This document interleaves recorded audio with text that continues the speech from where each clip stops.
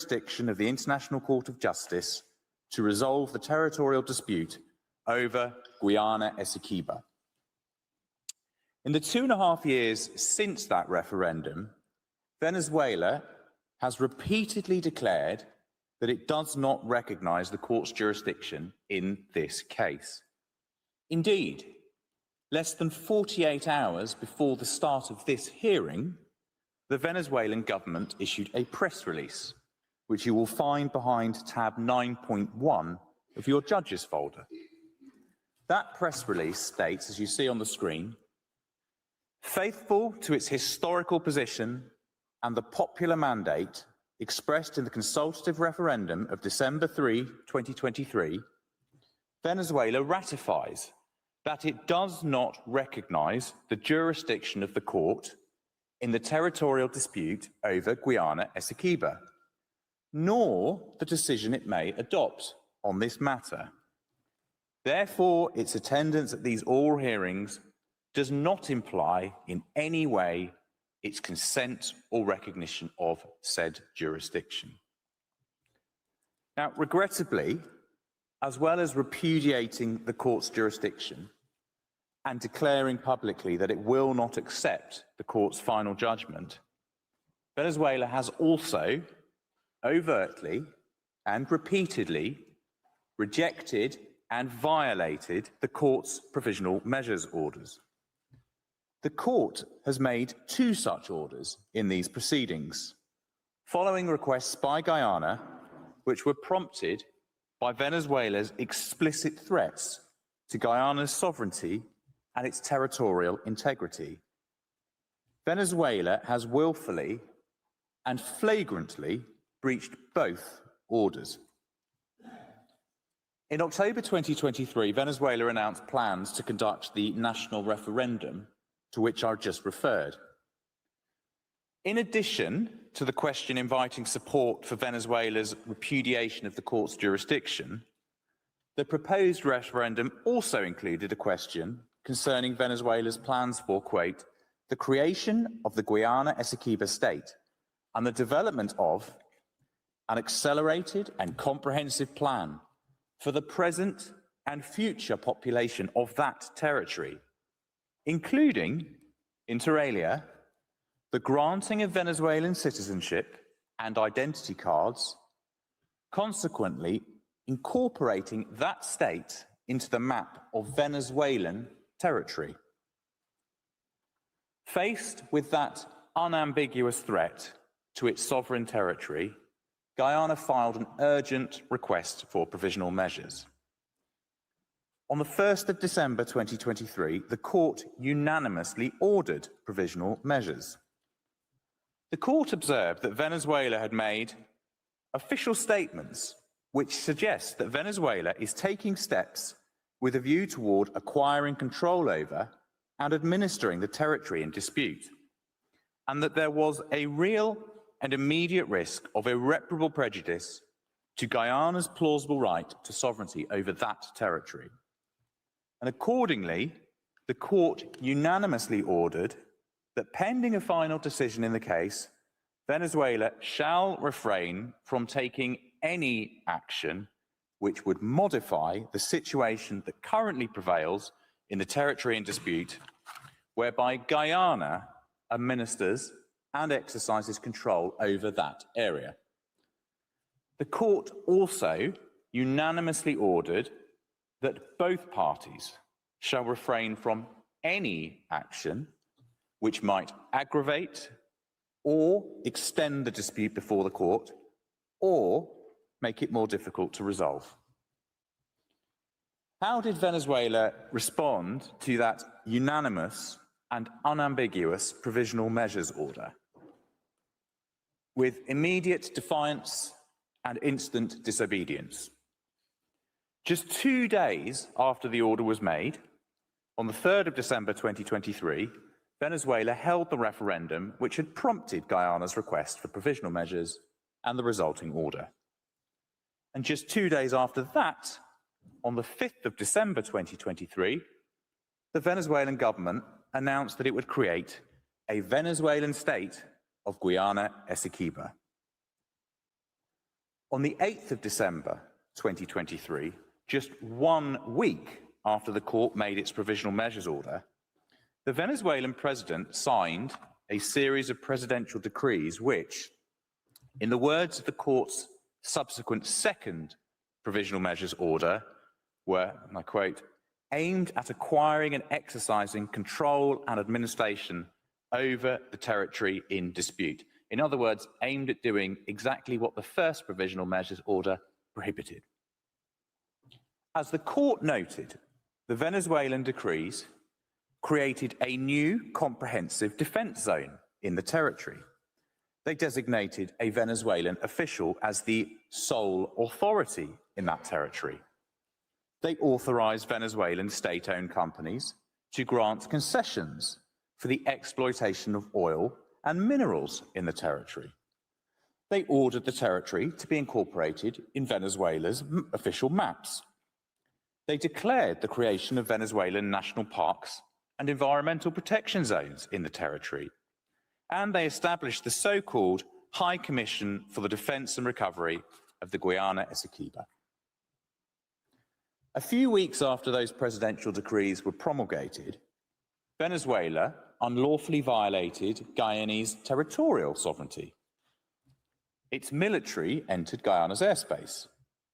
It deployed naval forces in waters adjacent to the territory claimed by Venezuela, and it expanded military infrastructure on Ankoko Island. As shown on your screens, Ankoko Island is an insular feature in the Cuyuni River, which the 1899 award divides between the parties.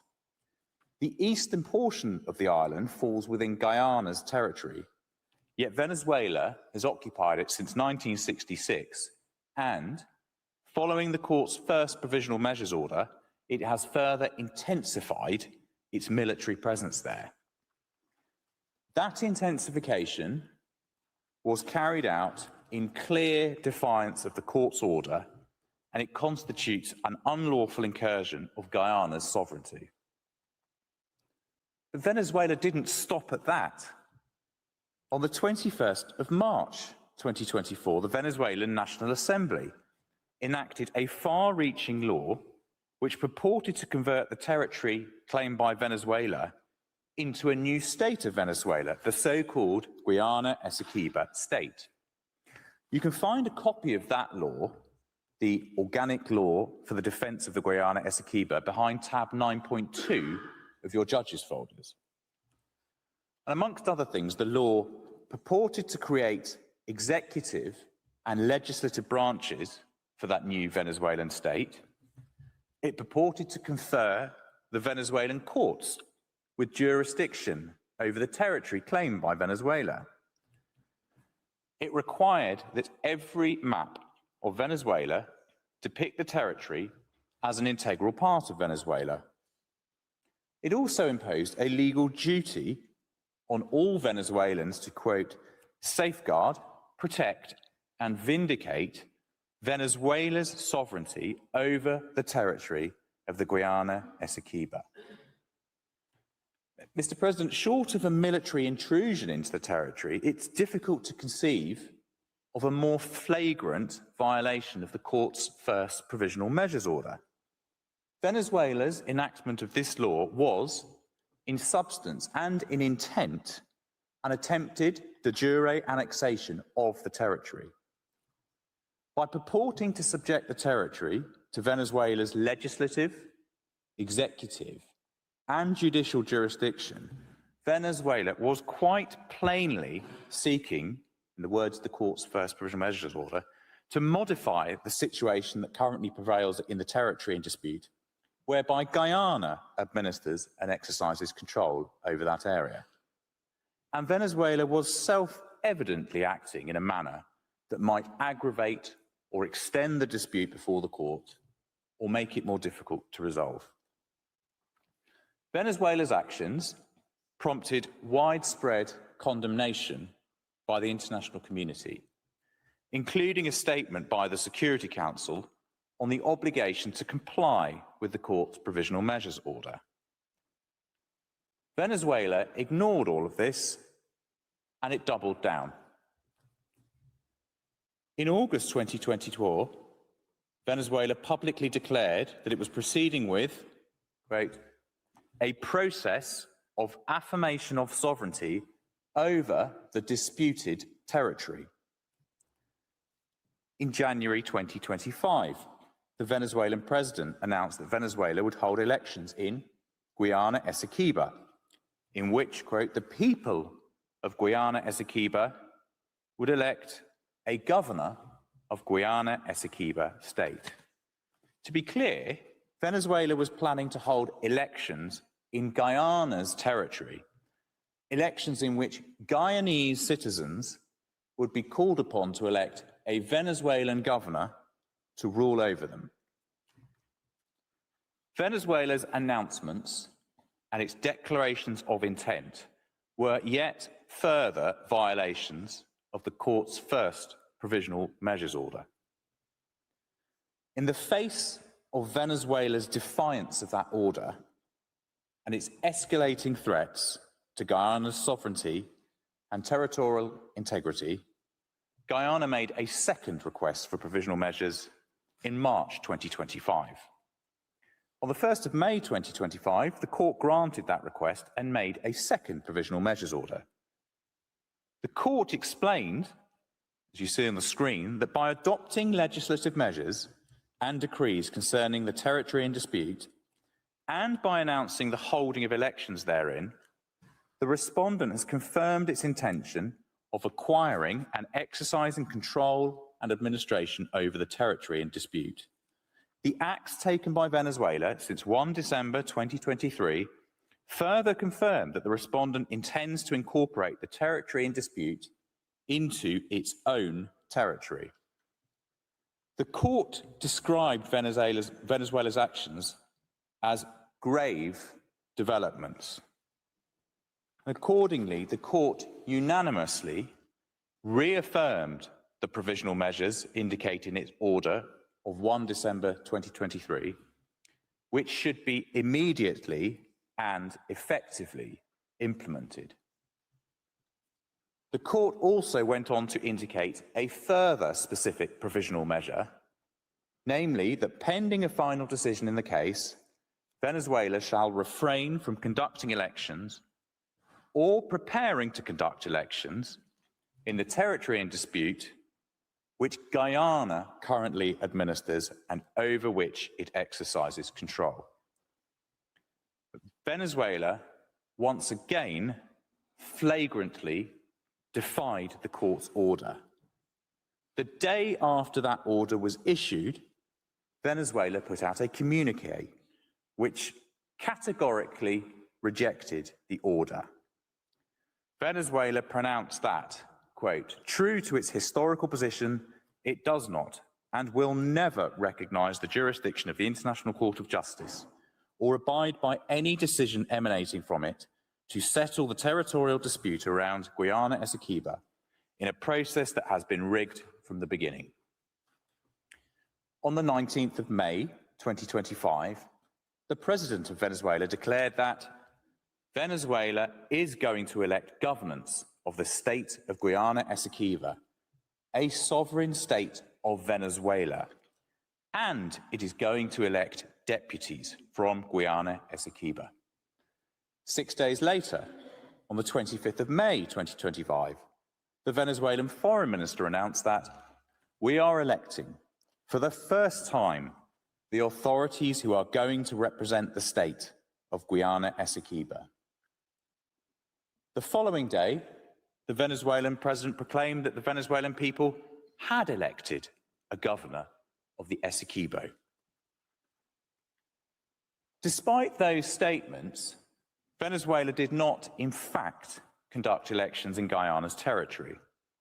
Instead, it confined actual voting to parts of its own territory bordering Guyana.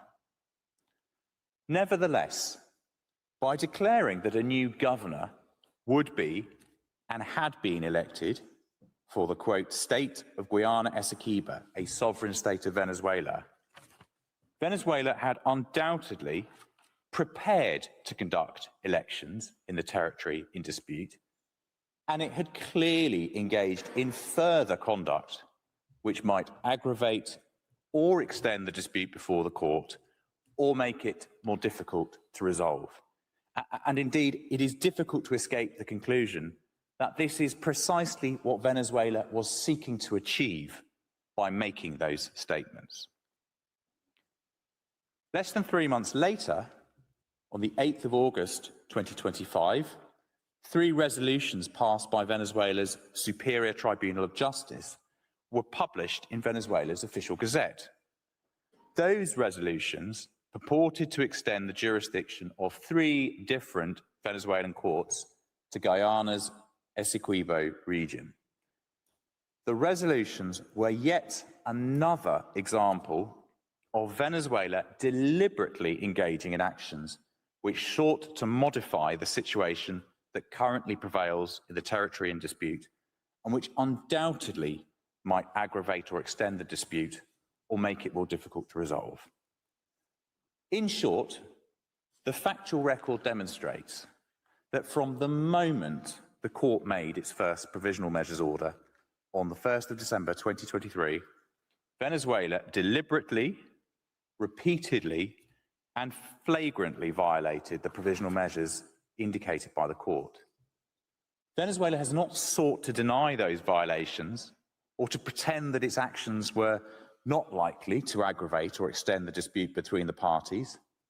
On the contrary, it has publicly proclaimed that it does not and it will never abide by any decision emanating from the court. Through both its words and its deeds, Venezuela has demonstrated its disregard, its disobedience, and its contempt of the court's provisional measures orders. Those orders are, of course, binding, and they create international legal obligations for Venezuela. The orders plainly have been violated, and this calls for appropriate remedial measures. Mr. President, I now turn to that issue. Guyana requests 2 remedial measures. First, the court should declare that Venezuela has violated the 2 provisional measures orders which the court has made in these proceedings.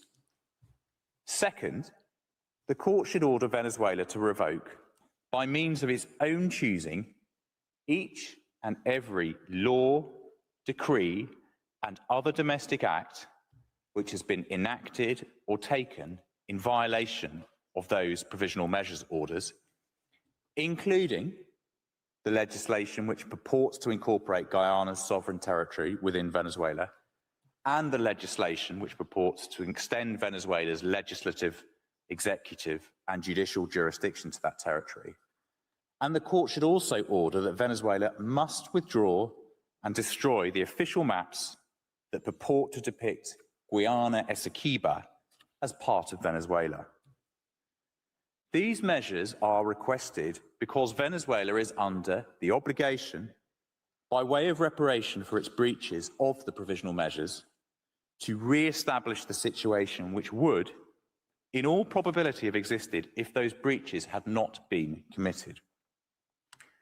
In the arrest warrant case, the court held that the situation which would, in all probability, have existed if the illegal act had not been committed could not be re-established merely by a finding by the court that the impugned arrest warrant was unlawful under international law. That was because the arrest warrant was still extant and it remained unlawful. Accordingly, the court held that the state which had issued the unlawful warrant was required, by means of its own choosing, to revoke the warrant and to inform the authorities to whom it had been circulated of that revocation.